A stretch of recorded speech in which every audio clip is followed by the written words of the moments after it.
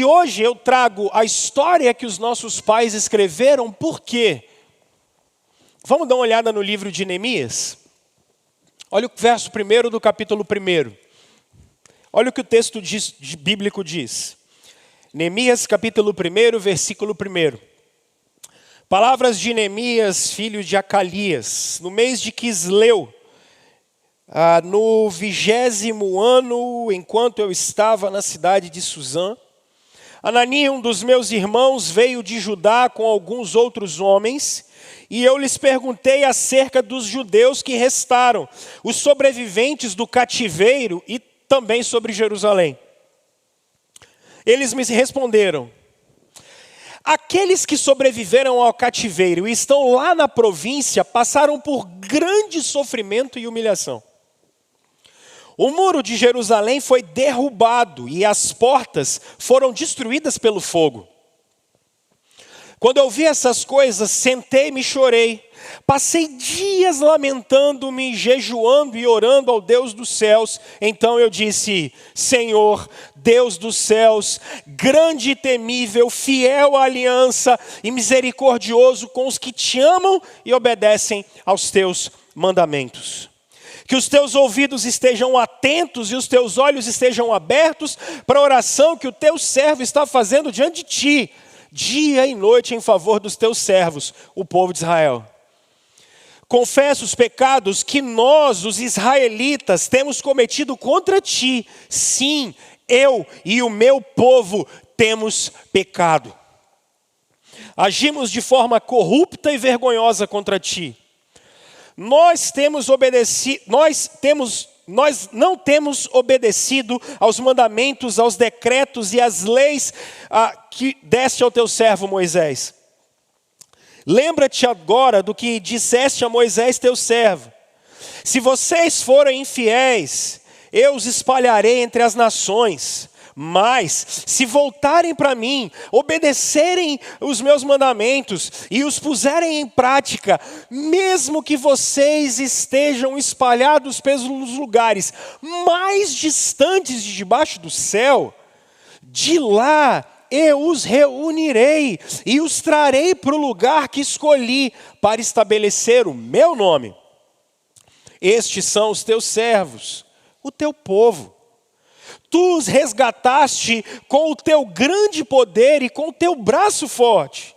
Senhor, que os teus ouvidos estejam atentos à oração deste teu servo e à oração dos teus servos que têm prazer em temer o teu nome.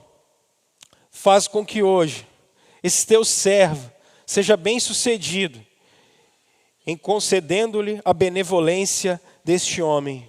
Na época, eu era copeiro do rei. Vamos orar?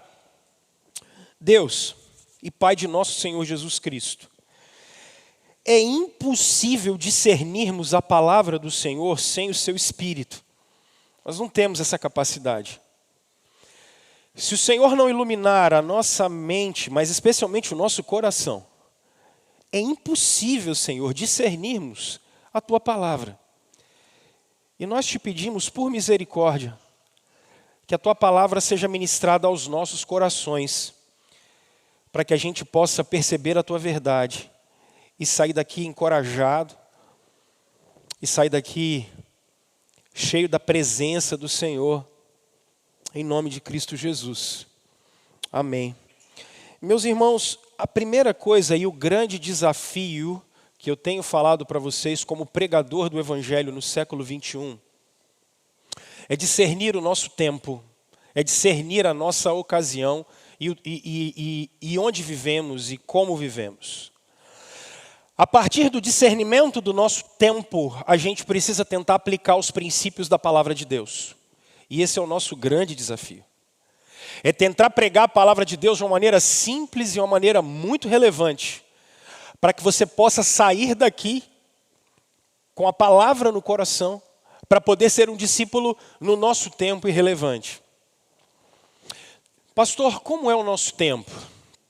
Gente, eu vivi a experiência essa última semana, fomos visitar o campo missionário na Argentina, e foi muito interessante porque Vivi uma experiência, além de uma experiência pessoal, posso dividir com vocês depois, mas a chave do que eu quero falar é: vocês podiam acompanhar a minha visita em tempo real.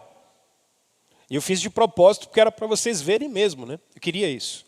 Porque eu ia aos lugares e eu ia mostrando para vocês o que estava acontecendo e contando um pouco da realidade. E isso só é possível por conta da tecnologia. Então, é mais ou menos assim, você subiu o Morro do Moreno, aí você bate uma foto e diz, dia lindo. Ou você, sei lá, viu alguma coisa legal, aí você faz um bumerangue no seu Instagram e você coloca assim, que legal. Você quer a interação de alguma pessoa, você vai, bota uma foto sua, abre uma caixinha de pergunta e coloca lá. O que você acha disso? Mas isso é um fenômeno curioso, porque ele é mais do que um fenômeno tecnológico. O nosso tempo trata esse fenômeno com um nome. E que os seus filhos e os seus netos, e você também, estuda isso tanto na escola quanto na universidade. A gente chama isso de globalização. Aí você fala, pastor, nós vamos falar de economia. Não, calma, eu quero que você entenda o seu tempo. Espera, nós vamos chegar lá. E o que é isso, cara? Você consegue estar ligado em tudo que está acontecendo no mundo em tempo real. E isso não sei o que, news, fulano news. Você recebe todo tipo de notícia o tempo todo. Por exemplo, eu estava na Argentina e eu entrava num mercado que se chamava Chino. E o que tinha lá dentro? Produto chinês. Ué. Mas na Argentina? Ué. E você vai comer alguma coisa à noite, e aí você vai e fala assim, vamos dar uma passada no drive-thru? Aí você fala, o que é drive-thru? Não, é aquele negócio que a gente entra com o carro e pega para comer pela janela. Mas você vai comer o quê? Batata do McDonald's. E engraçado, para quem já foi em aeroporto, e eu já ia pregar para vocês, e eu estava observando isso. Eu saí do aeroporto de São Paulo, cheguei no aeroporto de Buenos Aires, e sabe qual é a diferença? Nenhuma. Por quê? Porque as mesmas lojas que tem no Brasil, tem na Argentina. E se você chegar na França, você vai encontrar o mesmo McDonald's. E você vai encontrar o mesmo Burger King. Só não vai ter pão de queijo com café, porque não tem café, cara.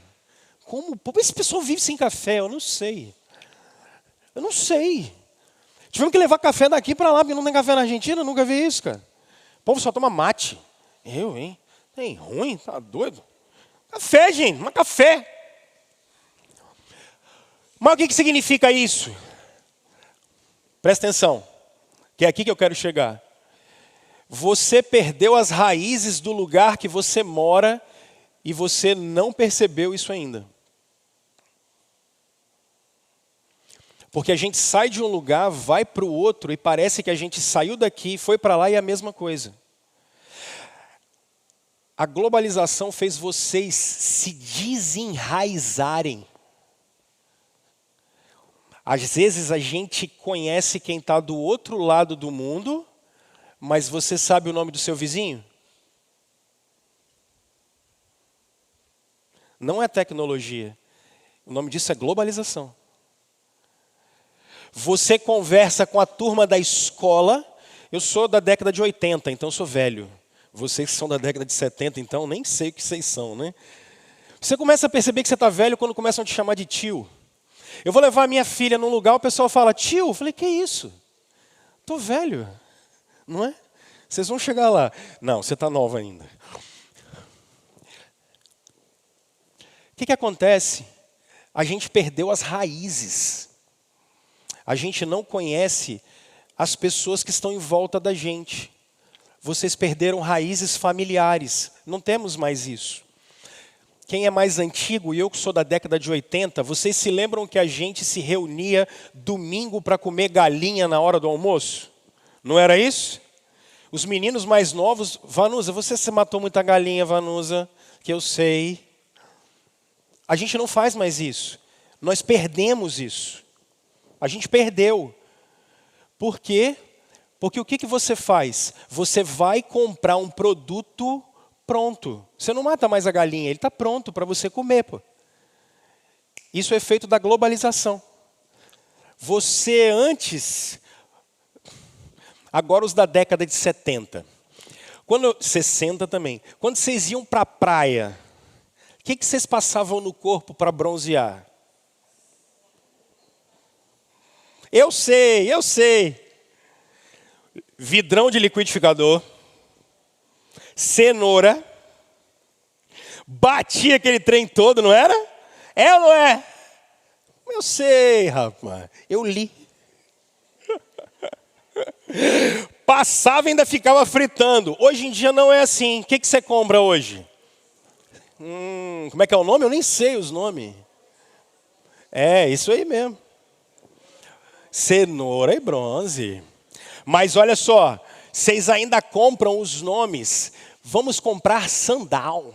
O cara não sabe o que é sun e nem o que é down. Mas ele vai comprar sandal. Não é isso? É legal, porque você começa a comprar produto do mundo todo. Só que você não percebeu que você perdeu suas raízes. Você não percebeu que, na verdade, a gente não conhece quem está em volta de nós.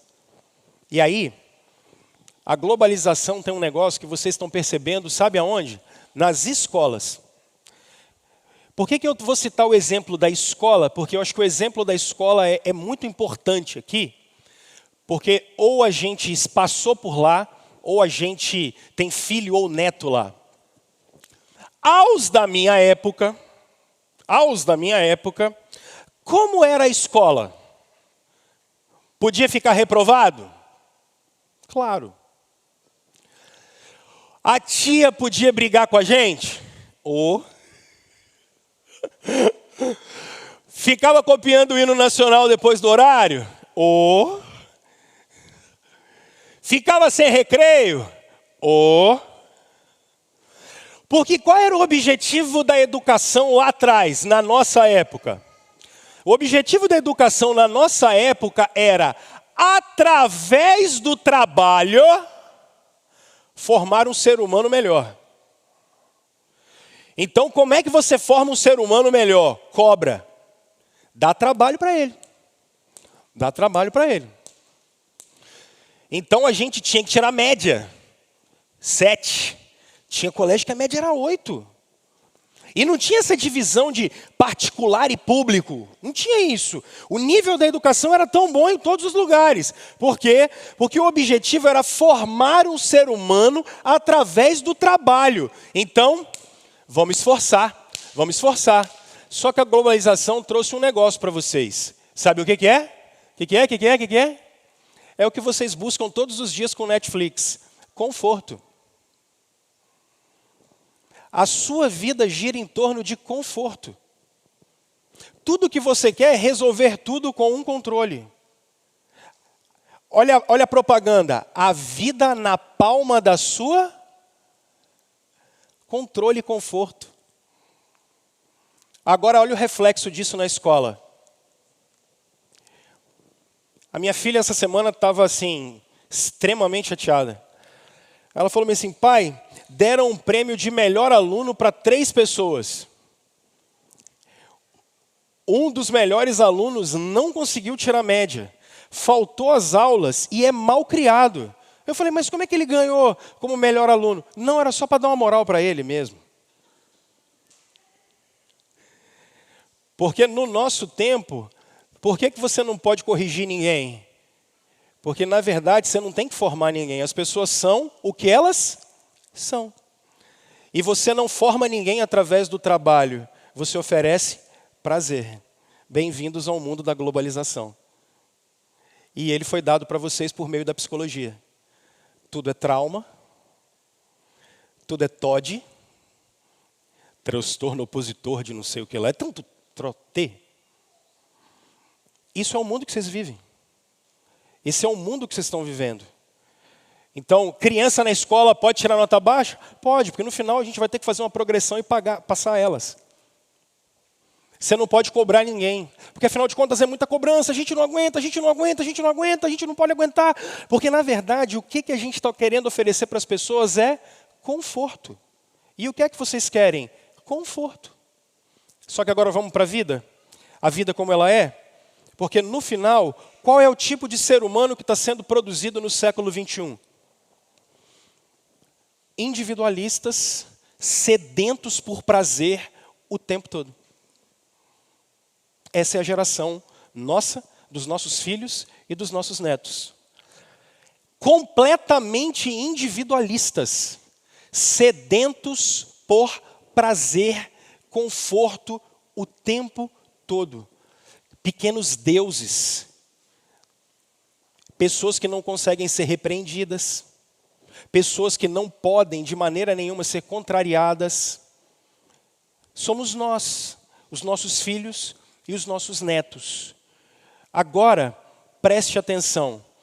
Junte seres humanos sem raízes, que amam a sua própria realização, tentando ser felizes a todo custo. Vai dar errado. Está na cara que vai dar errado. Está na cara. Ninguém está preocupado com a própria família mais. Ninguém está preocupado com as pessoas em volta. Olha o que fizemos com o casamento.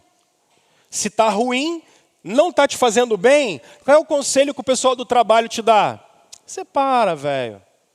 Separa. E está criando filho. E como é? Eu estou doido para esse menino fazer 18 anos logo, porque aí eu não preciso mais tomar conta dele. Ele que se vire para lá. É assim. E se a pessoa que você se relaciona se não é bom, como é que a gente chama ela? Tóxica, tá vendo? É tóxico. E aí o que você faz? Bloqueia ela. Você bloqueia ela. Você dá um delete nela e não faz mal com ela. Bem-vindo ao século 21. É essa a nossa sociedade. É aqui que a gente tem que criar filho. Agora, olha o maior desafio. É aqui que a gente tem que ser igreja. E aí piorou. Porque como ser igreja no nosso tempo? Porque como é que a gente vai ser igreja no tempo, numa sociedade chamada pelo Lipovetsky de sociedade do espetáculo? As pessoas vão às igrejas todos os finais de semana atrás de shows. E uma comunidade como a nossa, que é uma comunidade raiz, a gente está morto. Porque eu não tenho condição de botar parede preta, luz preta, eu vou embora daqui. Eu não vou ficar num lugar desse. Eu vou começar a pregar, vai vir uma fumaça para cima de mim, eu tenho asma, cara, vai me dar falta de ar. Estou pregando aqui, o cara vai me dar uma bombinha, vou pedir o Kleber me dá uma bombinha. Mas o cara vem para a igreja para ter uma dose de adrenalina. E aí na sociedade do espetáculo, acontece uma coisa pior. Porque se o show foi ruim e o palhaço do picadeiro aqui não está te agradando, o que é que você faz? Troca. Bem-vindo ao mundo da globalização. Se o fornecedor é ruim, troca. Troca. E aí a gente ouve aquelas coisas de crente assim, meu tempo aqui acabou. Acabou seu tempo de consumidor, né? Acabou seu tempo de consumo. Porque a natureza da igreja não é essa. A natureza do povo de Deus não é essa. E aqui, deixa eu abrir um parêntese muito grande. Número 1. O pastor não manda recado do púlpito. E aí, por que eu quero dizer isso para vocês com muita tranquilidade? Irmãos, eu sei que vários de vocês tiveram muitos problemas em muitas igrejas. Eu conheço, eu visito todos vocês. Eu converso com todos vocês. Então, isso aqui não é mandar recado para ninguém, tá? Por favor. Eu sei, vocês viveram histórias de abuso em outras igrejas, com lugares que nem pregavam o evangelho. Vocês viviam situações muito difíceis. Então, vamos combinar o seguinte, o que ficou para trás, ficou para trás. Vamos construir daqui para frente? Pode ser assim? Porque eu sei que vários de vocês viveram realmente muitos problemas. A gente acompanha isso, tá? Então, o que ficou para trás ficou, nós estamos tratando daqui para frente e acabou, beleza? E senão eu falo algumas coisas, aí no nosso tempo é difícil, porque você fala algumas coisas, tem sempre alguém que, nossa, será que o pastor mandou um recado para mim? Não, eu não tenho tempo para isso. Eu tenho que visitar 370 pessoas aqui. Eu não tenho tempo para eu ficar lidando com isso. Além de ter 4 mulheres em casa, eu tenho vocês todos. Então, você já viu a trabalheira que dá? É muito. Então, vamos que vamos. Daqui para frente, tá? Ok. Ser igreja tem isso. E aí eu estou olhando para o Neemias agora. E aí vem esse texto do Neemias para mim e para você. E eu tenho que aprender alguma coisa com ele. E o que eu vou aprender com o texto do Neemias? Eu vou tirar com vocês só 2 compromissos que eu acho que a gente precisa ter nessa sociedade de pessoas sem raízes, ligadas ao espetáculo, ligados ao consumo, uma sociedade em que as pessoas só têm compromisso com a própria saciedade delas, numa sociedade em que todo mundo tem que ser um sucesso o tempo todo. O que é que eu consigo aprender aqui? E aí, eu quero que vocês observem aonde está situado o livro do Neemias. Israel foi chamado por Abraão, Isaac, Jacó. José vai ser o governador do Egito. Eles vão até o Egito por conta de uma fome. Ficam lá por quase 5 séculos, por mais de 4 séculos. Depois, a escravidão pega eles lá e eles voltam para então assumir a terra que Deus havia prometido para eles. Deus no deserto dá uma identidade para o povo dele. A lei, o culto, a religião. Deus dá uma identidade e chama esse povo de povo dele. Só que o que acontece? Esses caras nunca conseguiram ser fiéis ao Senhor. Nunca conseguiram. Porque o que Deus queria do povo dele?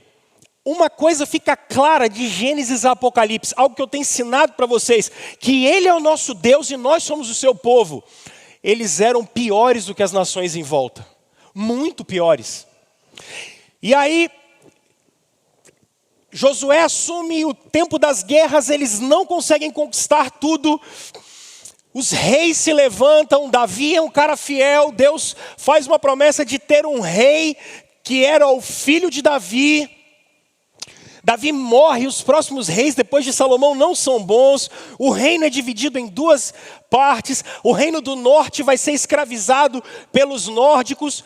E o reino do sul, que é aqui, onde Neemias está falando, ele vai ficar num período de escravidão por 70 anos. Só que qual é a grande questão? Quando eles foram conquistados por uns caras que eram um exército muito especial, que era o exército dos caldeus. E os caldeus eram demônios encarnados. Porque aonde os caldeus passavam, eles quebravam tudo e botavam fogo. Não ficava pedra sobre pedra. A história de Israel tinha sido apagada do mapa. E hoje em dia fala-se muito de guerra cultural. Vocês não entendem o que é guerra cultural. Porque depois que vocês lerem o que esses caras passaram, leiam depois o livro de Daniel. Quando Daniel chega na Babilônia, que é para onde eles vão ser escravizados, a tática de Nabucodonosor era pegar os jovens e ensiná-los a língua da Babilônia, ensiná-los a cultura da Babilônia, para que esses jovens influenciassem as próximas gerações, para que as próximas gerações não lembrassem mais de onde eles tinham saído. Esse é o contexto. A língua vai se perdendo, a cultura vai se perdendo. E Neemias aqui está nesse contexto. Anos depois de escravidão, longe da terra deles, ninguém mais lembra quem é o Senhor. Essa é a questão. E como Neemias age? Porque o que me chama a atenção é quem é o Neemias. Vocês já observaram? Olha a Bíblia de vocês, no último verso, no verso 11, a última frase. Nessa época, ele era o quê? Agora olha o capítulo 2. No mês de Nissan, no 20º ano do rei Artaxerxes, na hora de servir-lhe o vinho. Quem é Neemias? Neemias está diante do rei o tempo todo. Neemias hoje seria funcionário público federal. Mais ou menos assim. Neemias teria passado no melhor concurso e ele trabalharia dentro do Palácio Alvorada e ele estaria direto com o maior cargo brasileiro. ganhando talvez os melhores salários. Esse é o Neemias.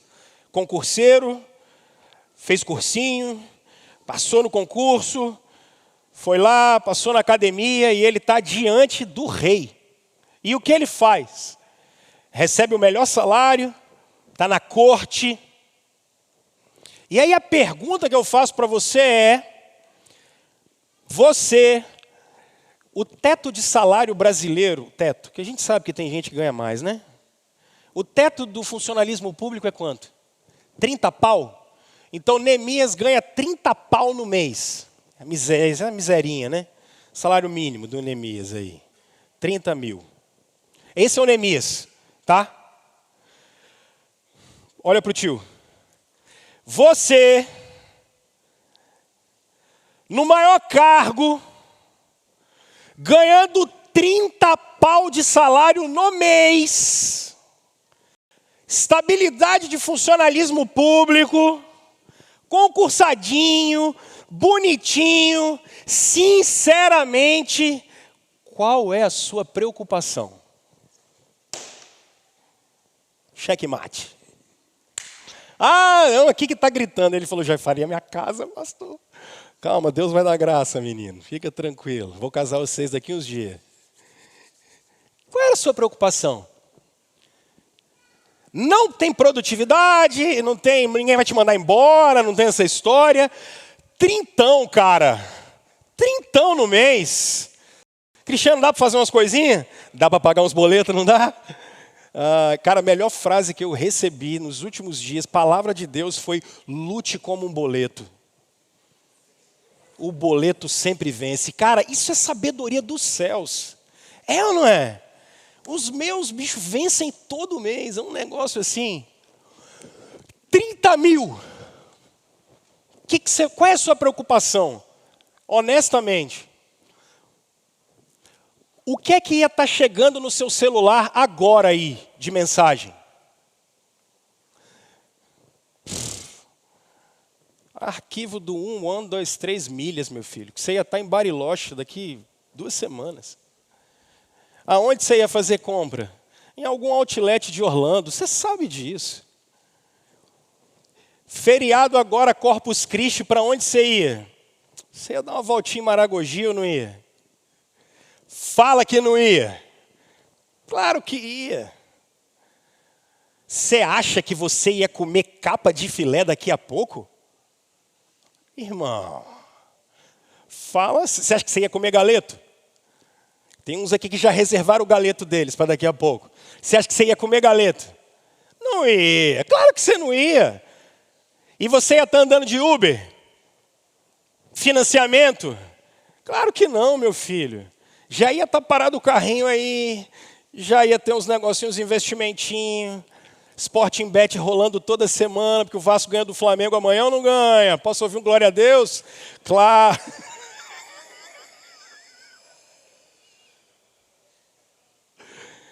Você estaria preocupado com qualquer coisa que fosse gerar conforto em você?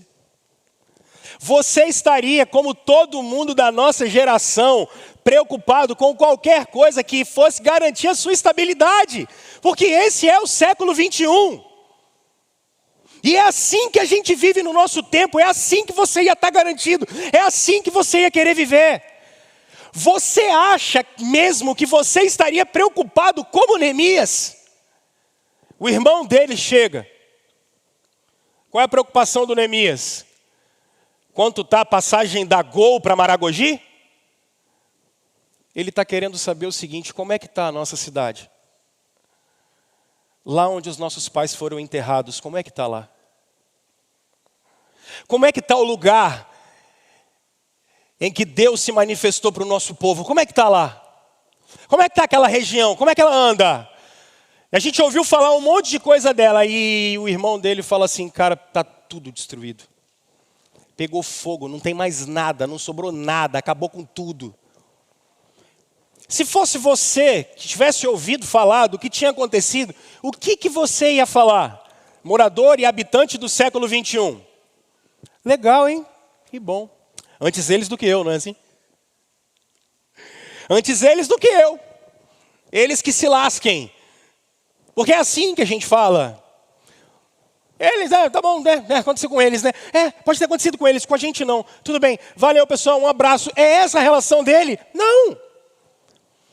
Esse cara entra numa bad danada, esse cara vai entrar numa tristeza danada. Por quê?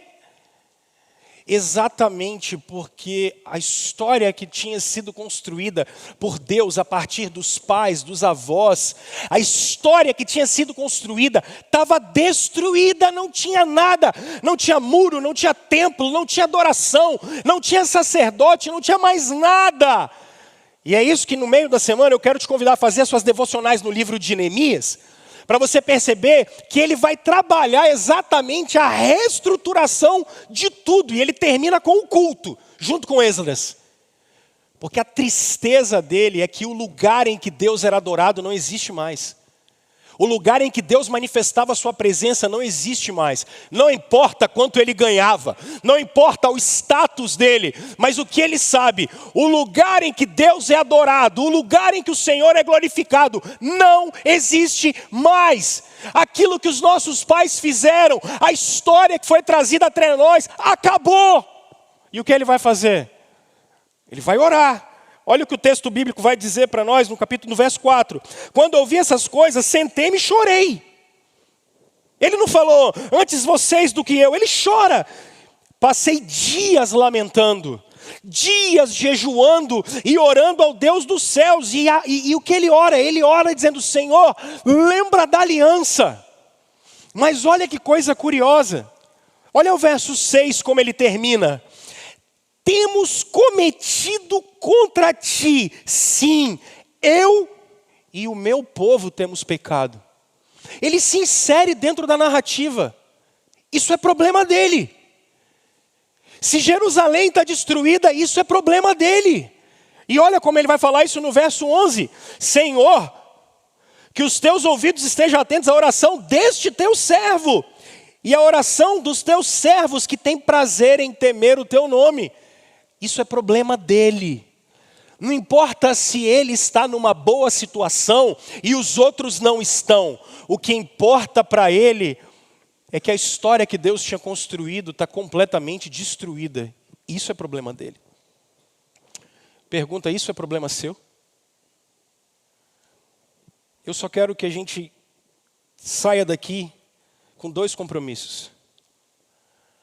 Porque são 2 compromissos que hoje eu quero conversar com vocês sobre a história que os nossos pais escreveram.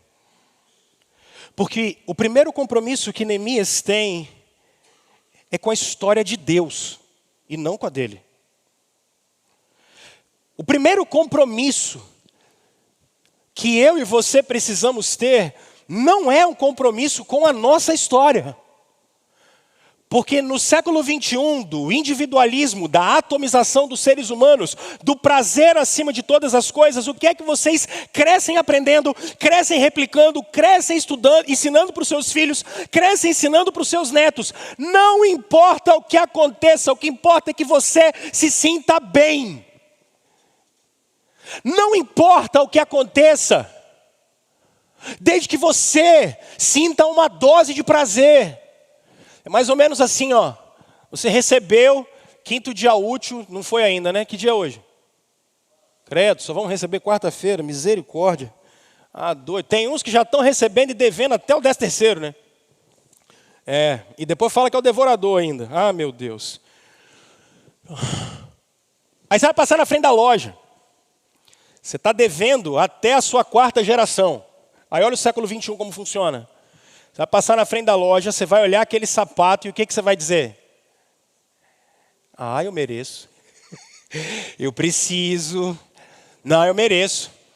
Aí automaticamente já tem o lute como um boleto. Aí o boleto aparece na sua cabeça, mas você fala o quê? Então, mas eu trabalho tanto. Mas está devendo. Nossa, mas eu trabalho tanto. Eu acho que eu mereço. Deus, eu mereço, né? Não houve a resposta também não. Eu mereço. Obrigado, Senhor.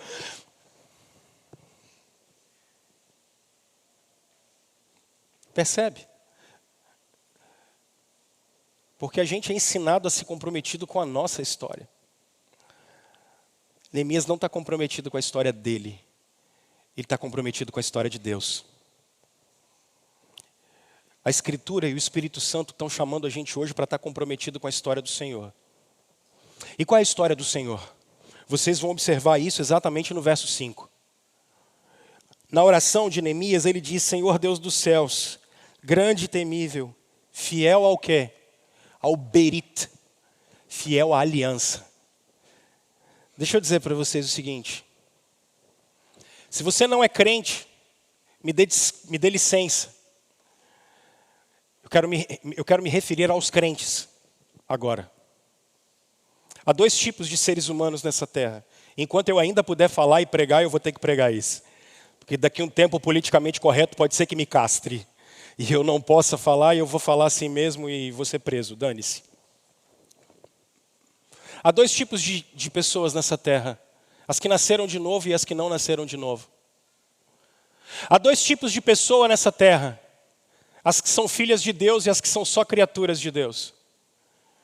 Há dois tipos de pessoas nessa terra, as que foram colocadas pela graça na aliança e as que não foram colocadas pela graça na aliança.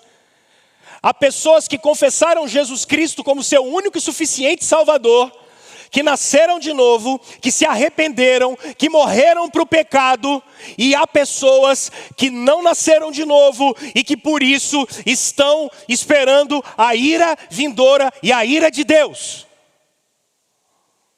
Só que no nosso tempo, no tempo da felicidade, a gente não pode falar essas coisas porque ofende. Mas a gente não pode estar preocupado se ofende ou não. Porque a história de Deus é a história de um povo que veio ser resgatado. A aliança é sobre como Deus trouxe um povo e Ele resgatou um povo para ser chamado como povo dele. Gente, parem para pensar. A história de Deus é você pertencer a uma outra realidade. A história de Deus é você ser governado por outro tipo de governante. É você viver um outro tipo de lei. É você viver num outro tipo de sistema. A aliança de Deus com o seu povo, de que Ele é o nosso Deus e nós somos o seu povo, significa que nós vivemos no reino de Deus. Não importa o que aconteça, nós vivemos debaixo do reino de Deus. Neemias está entendendo que não importa se ele está na Babilônia, se é a Pérsia, se é os macedônios, se depois vão ser os romanos, porque nós somos governados por Cristo. Neemias está entendendo e ele entende que ele faz parte dessa história. Deixa eu dizer uma coisa para você. Você se lembra da parábola que Jesus conta do semeador que saiu a semear? Lembra? Teve uma turma que saiu. E é isso que o nosso tempo faz com a gente.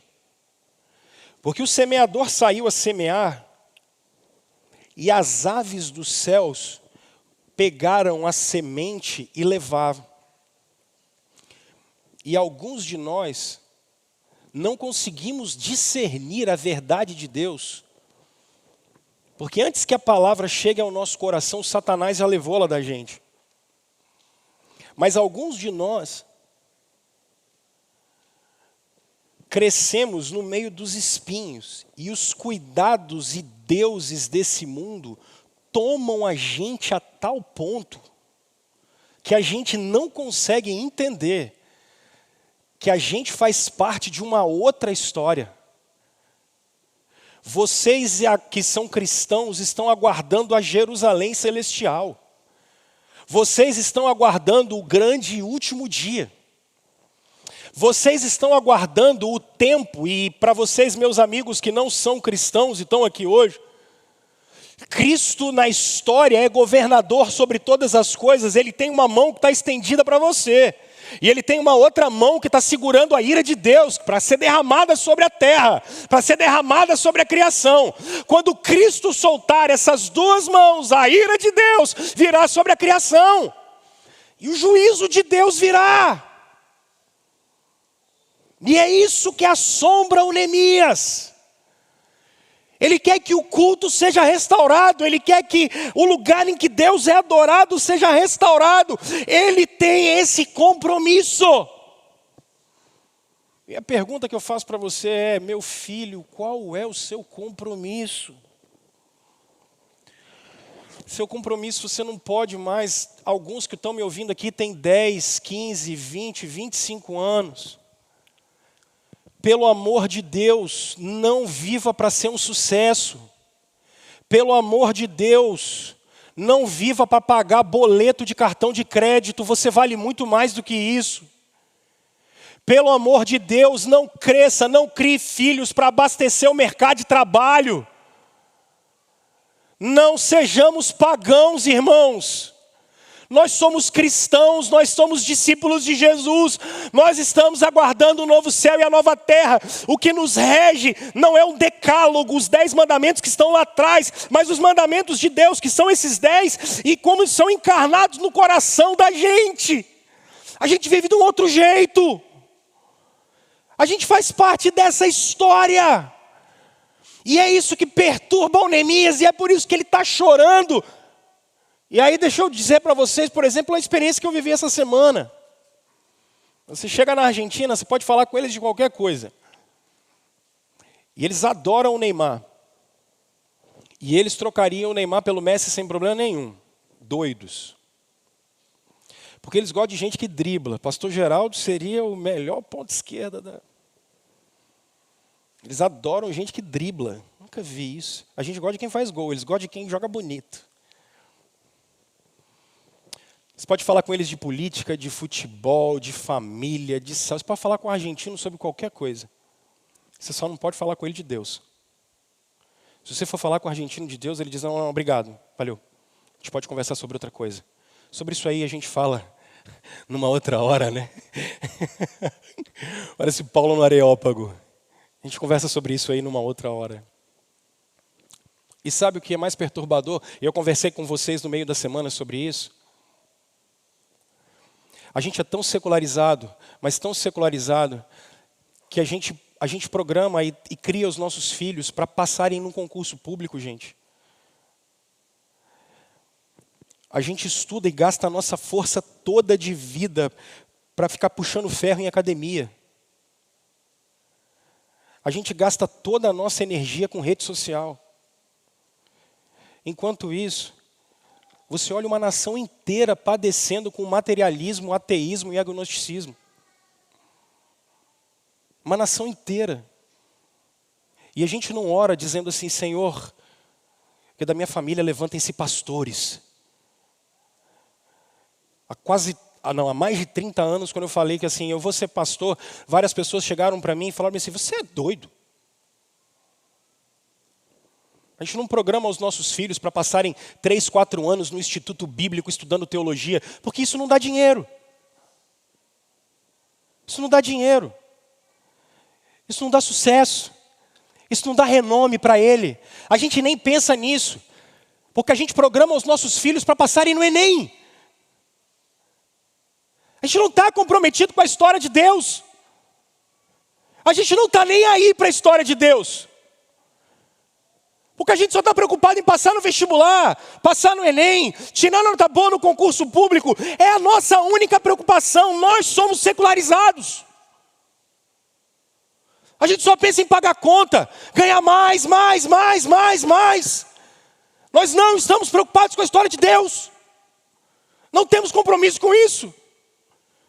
Quanto isso, o nome de Cristo que era para ser exaltado não é. Porque Ele não é exaltado na vida da gente. Porque a gente não tem compromisso com a história de Deus. O que inquieta esse cara não é ter dinheiro, não é ter posição, é se o nome do Senhor vai ser resgatado. Deus teve uma promessa, Ele fez uma promessa. Ei, olha para cá, Jesus fez uma promessa, Ele vai voltar. Ei, Jesus fez uma promessa, Ele veio habitar no meio do seu povo, Ele continua sendo o nosso Deus, Ele continua guiando a gente, Ele continua liderando o seu povo. Nós estamos aqui porque Ele fez uma promessa. Vocês não estão aqui para me ver pregar, tem gente que prega melhor do que eu, muito mais. Vocês não estão aqui porque tem uma luz bonita, um louvor legal, vocês precisam estar aqui por causa da glória de Deus. Que vocês vão amar o Senhor, porque nós e a nossa casa vamos servir ao Senhor, Ele é o nosso Deus, nós da nossa aliança, dos nossos filhos.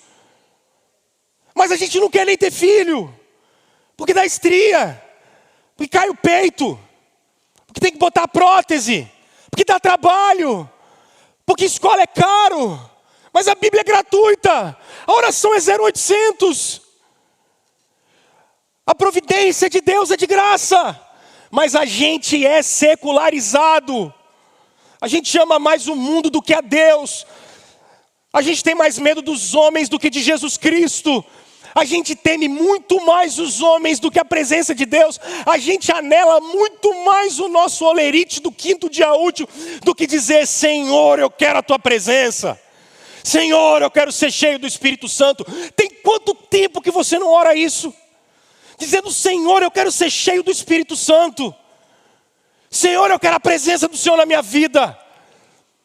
Senhor, eu quero que a minha vida, eu quero parar para orar. E quando eu parar para orar, eu quero que gota da graça do Senhor saia de mim. Eu quero conhecer a sua palavra, Senhor. Eu quero amar o Senhor, eu quero me identificar com Jesus para parar de ter conflito de identidade. Porque eu quero ser como Cristo. Tem quanto tempo que você não ora isso? E a gente vai de Rivotril em Rivotril, de antidepressivo em antidepressivo. E vocês sabem que eu defendo que você faça o tratamento que você tiver que fazer, tome o remédio que você tiver que tomar, mas olha só, o que é espiritual, meu filho, só se resolve espiritualmente. Você tem sede de Deus, compromisso com a história do Senhor. Hoje o comprometimento que a gente precisa ter, saia daqui para adorar o Senhor, saia daqui para buscar o Senhor. Vá procurar o Senhor, vá buscar o Senhor, gaste tempo, desliga a danada da televisão, deixa o telefone de lado, concentra sua mente, vamos buscar o Senhor. A história de Deus tem que ser encarnada por nós. Segundo comprometimento. O segundo comprometimento que o Neemias tem é com pessoas. Se o primeiro comprometimento que o Neemias tem é com a história de Deus, o segundo comprometimento que Neemias tem, que a gente precisa ter, é com pessoas. Olha o que ele diz. Verso 2. Anani, um dos meus irmãos, veio de Judá com alguns outros homens, e eu lhes perguntei, acerca de quem? Dos judeus. E restaram os sobreviventes do cativeiro, e também sobre Jerusalém. E agora o Neemias vai orar por quem? Ele vai orar por pessoas. Senhor, olha o teu povo. Senhor, olha o seu povo. Olha o seu povo. Como é que eu posso aplicar isso para vocês num período em que as pessoas são individualizadas? Um período em que as pessoas só querem prazer? Como é que eu posso aplicar isso para vocês? Irmãos, nós estamos aqui nessa comunidade há muitos anos. Vocês estão aqui nessa comunidade, alguns há 10 anos, 5 anos, 4 anos, 3 anos, alguns meses. Outros de vocês foram recebidos nas últimas semanas, fizemos uma festa linda. O que eu queria? E aqui eu estou embasado num filósofo reformacional, Rolf Kuyper. Ele diz uma coisa muito interessante. Se eu começar a desagradar você, e é muito provável que eu como pastor faça isso em algum momento, qual vai ser a sua atitude? Entende? Se por acaso você começar a ter algum problema com algum irmão do lado, eu olhei o Arthur ali e falei, ih, rapaz, esse cara não é um cara bom. Eu olhei no Antônio Osvaldo, falei, ih, rapaz, esse cara aí, não sei não. Olhei a Janete, falei, ih, isso aí, os seguidores dela, não sei não. Leu o Abel, eu falei, camisa bonita, rapaz.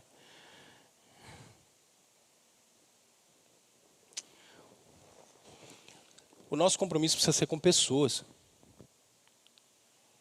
O Mike Gorin diz algo muito curioso.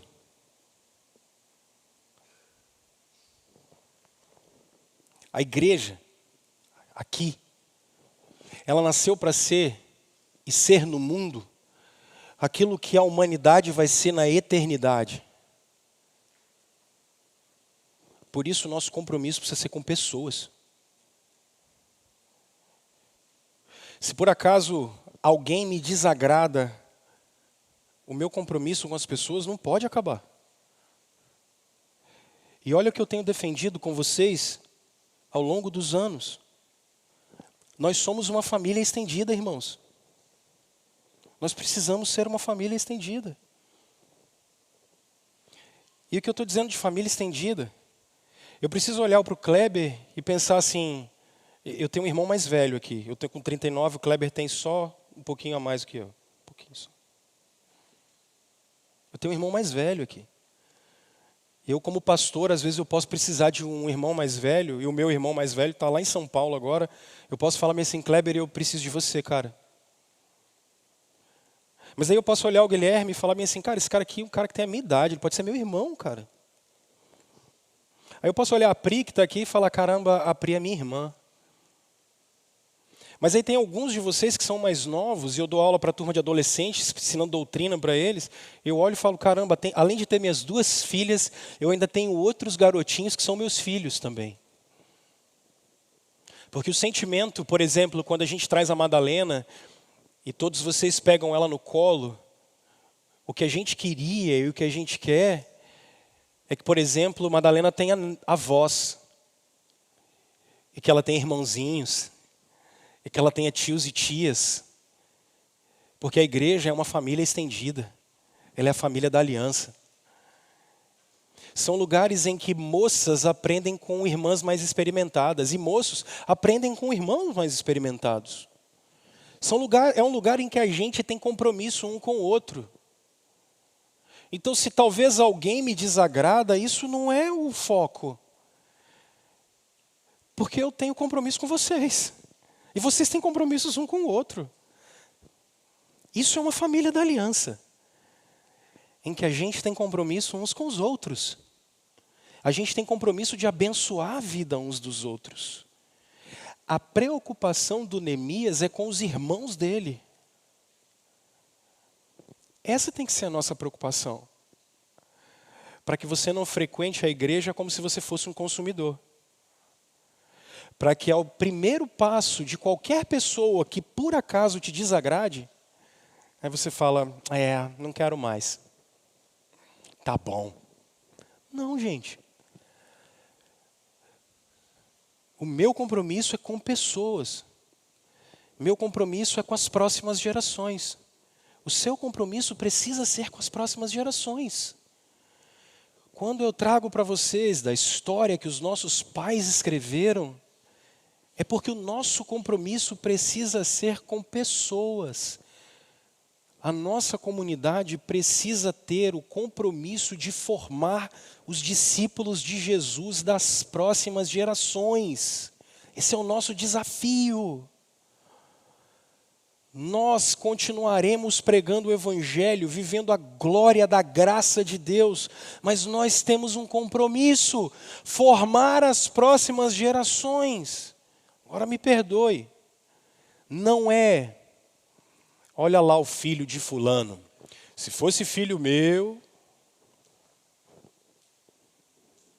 olha lá, fulano, casamento dele, rapaz, olha, se fosse o meu, isso é pagão, cara, isso é pecaminoso, isso é demoníaco, Nosso compromisso é com as pessoas. Está tudo bem lá com o Cristiano, com a Jéssica, está tudo bem com o Cal, com a Nanda, com os meninos, está tudo bem com o Fábio, está tudo bem com o Cadu, está tudo bem com a Mislene, está tudo bem. Nosso compromisso é com as pessoas. A gente forma um corpo. O Neemias, ele está preocupado com as pessoas. Como é que estão os nossos irmãos? Agora vocês repararam qual foi a reação dele? Choro, tristeza. Sabe qual é qual é a relação do século 21? Indiferença. Antes eles do que eu. Irmãos, não é bom que seja assim. Não é cristão que seja assim. Eu quero concluir dizendo para vocês, talvez, do maior paradigma que a gente tenha. E não é talvez, é porque é, né? Vou chamar os meninos aqui na frente. Irmãos, Cristo, nosso Senhor, Ele está comprometido com 2 coisas. Cristo está comprometido com a história de Deus. Cristo estava comprometido com pessoas. O apóstolo Paulo, falando de nosso Senhor Jesus Cristo, ele diz: e vindo a plenitude do tempo, Deus enviou seu Filho, nascido de mulher. O apóstolo Paulo estava nos dizendo: a história teve o ápice. Cristo chegou. O Rei chegou. Deus se manifestou de uma maneira profunda demais. Deus chegou na terra. Deus estava caminhando aqui. E Cristo estava orando por mim e por você. Jesus estava orando por mim e por você. Quando ele teve que sofrer, ele sofreu até o fim. Saia daqui hoje com 3 desafios. 3 desafios. Primeiro desafio para você passar a sua semana. Qual o lugar do Senhor dentro do seu coração? Qual é o lugar do Senhor dentro do seu coração? E aí o primeiro desafio é: será que hoje não é dia de você pedir ao Senhor para que você possa amá-lo acima de todas as coisas? Segundo desafio: será que hoje não é dia de você olhar para o Senhor e dizer: Senhor, eu estou preocupado demais com as coisas em volta de mim. Gasto tempo demais com as coisas em volta de mim. E eu queria hoje parar. Eu queria buscar esse negócio aí chamado presença do Senhor. Presença do Senhor. Terceiro desafio. Primeiro é o lugar do Senhor na sua vida. O segundo é a presença do Senhor manifesta na sua vida. O terceiro é: meu filho, o quanto que você está comprometido com pessoas.